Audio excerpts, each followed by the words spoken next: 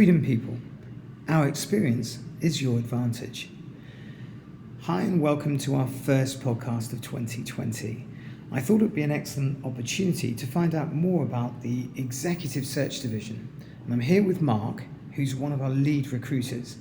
Hi Mark, and thanks for taking the time out from your busy schedule. Thank you, Sanj.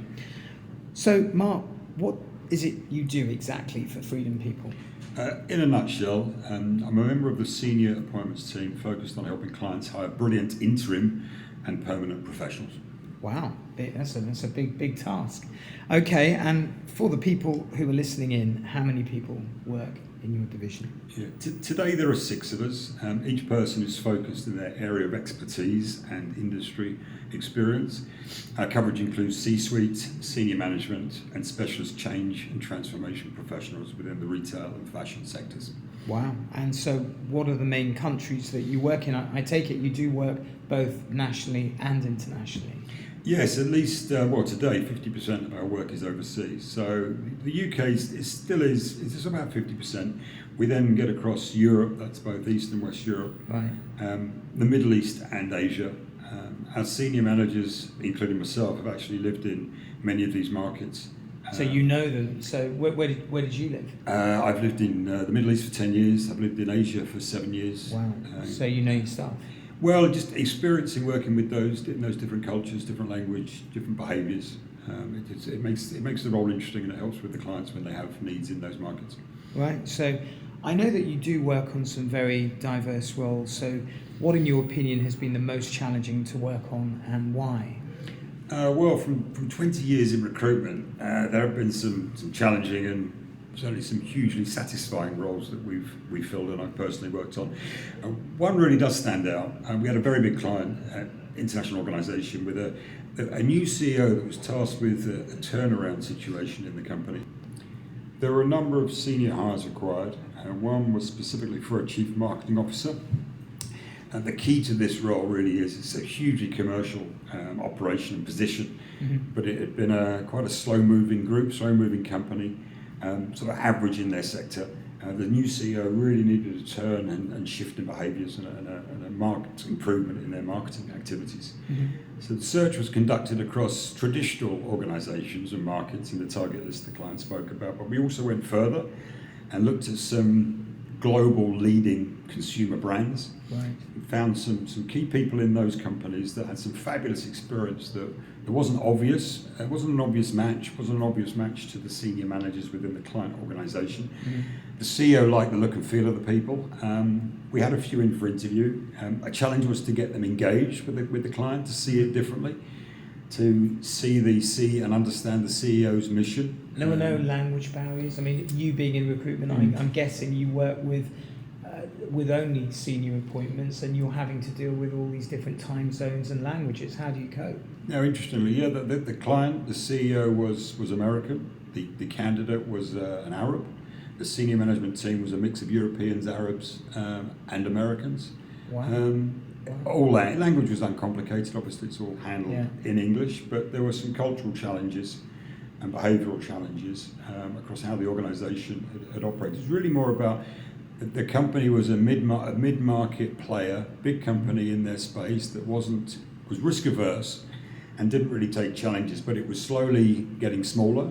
Right. Its market penetration was getting smaller, and it was a turnaround situation that the CEO had been specifically appointed by the board to deliver, but he couldn't deliver it on his own. He had to bring in some talent that the company wouldn't normally hire to make that, to achieve really that turnaround. And did you head up that team, or were you one of the members that works on this project? No, I actually led the search. So I got to know the candidates very well, very, very well. Met with them 5 or 6 times with the CEO and with senior managers. There were many conversations about rejecting the candidate because he wasn't quite right.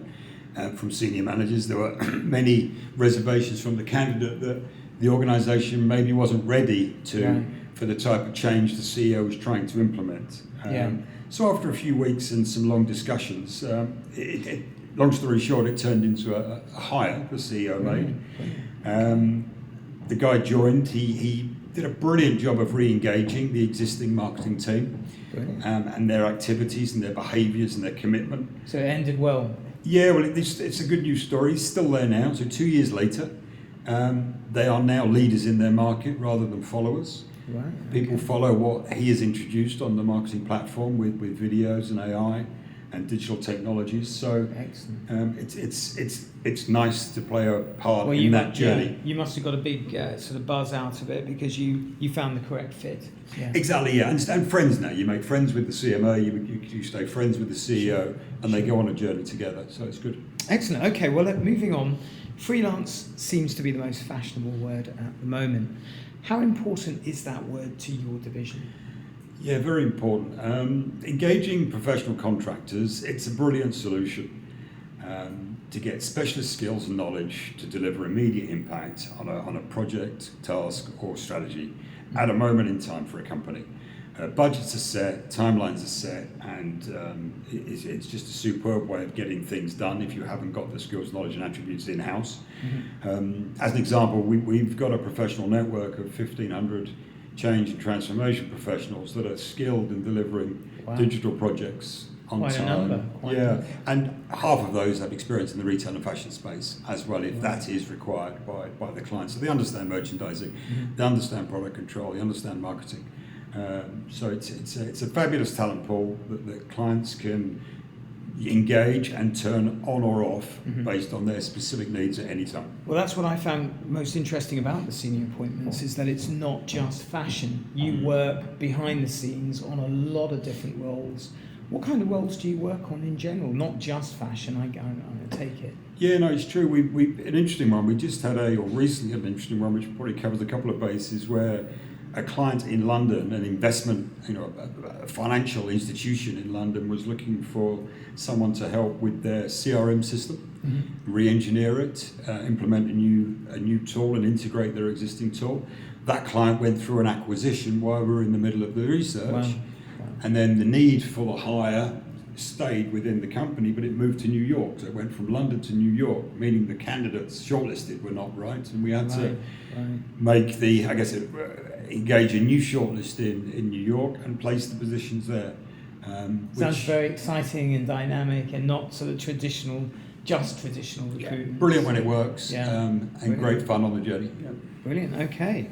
All right. And if I have been working in senior management, but in a full-time capacity, should I contact you?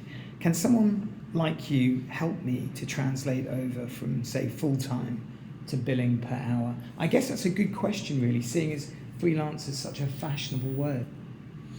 Yes, I mean, absolutely. Many people move, they're in a permanent role generally before they move to a contract role. That tends to be how it happens. You're hired in a contract position for your specific skills and knowledge. It's very uncomplicated. You'll deliver on a project that has a beginning, middle and end. You may be offered a permanent role after it. You may be kept on and extended to do other work. But it is your skills and knowledge that you have today rather than being trained and developed in areas. Considerations obviously have to be taken in by every individual for tax and new IR35 rules. So right, okay, yeah. There's a lot more to it, but call us, speak to the team, speak to myself, and we'll talk about you. That's nice. You've got a human at the end of the phone to talk to. Yeah, that's important. Okay, and do you need to speak another language to work overseas, or is it just English that you need? After all, that's the language of business. Yeah, it's case by case. An obvious thing to say, but depending on a client's specific needs.